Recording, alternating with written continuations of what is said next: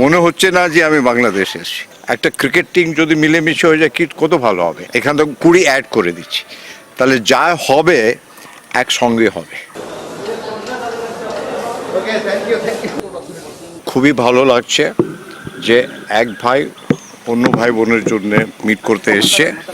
আর আর সবাইকে অনেক অনেক শুভেচ্ছা, প্রীতি, ভালোবাসা। আমাদের যা পপুলেশন আছে 140 কোটি, আর ওতে আমি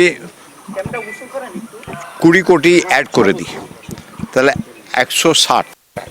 আমি যা এখানটা করতে চাই ওইটা 140 নয়, 60 অ্যাডেড। এখান থেকে 20 অ্যাড করে দিচ্ছি, তাহলে যা হবে একসঙ্গে হবে। বুঝেছো? আলাদাভাবে আমি ভাবছি না, আমার মনে ওইটা ঢুকছেই না। দেখুন তো, হেঁটে চলে এলাম, মনে হচ্ছে না যে আমি বাংলাদেশে এসেছি। ওইটা দেখতে হলো, তাকে বললো হ্যাঁ আপনি বাংলাদেশের বর্ডারে, এমনি মনেই হচ্ছে না। সবসময় আমি বলি একই আকাশ, একই বাতাস, একই যন্ত্রণা। তাহলে আমরা মিলে মিশে ভিসার সব বললে আমার সব মাথায় আছে।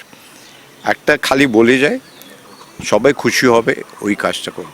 ডেমোক্রেসিতে অনেকবার ইস্যুস থাকে। আপনার একটা বাংলাদেশের স্ট্রং ডেমোক্রেসি, আমাদেরও স্ট্রং ডেমোক্রেসি, দুই ডেমোক্রেসি মিলে গেলে একটা ওয়ার্ল্ড পাওয়ার হয়ে যাবে, একটা পুরো ইকোনমিক ওয়ার্ল্ড পাওয়ার হয়ে যাবে। কিন্তু এই মেলামেশাটা দরকার, আর এর জন্যে আমার যা দায়িত্ব আছে আমি নিশ্চয়ই পালন করব, কিন্তু আপনার সাপোর্ট থাকা দরকার। ওর ছাড়া কিচ্ছু হতে পারে না। না, আমাদের দুজনে মিলে শক্তি, একটা শক্তি হলে হবে না, দুজনে মিলে যা শক্তি হবে ওইটাই আসল শক্তি।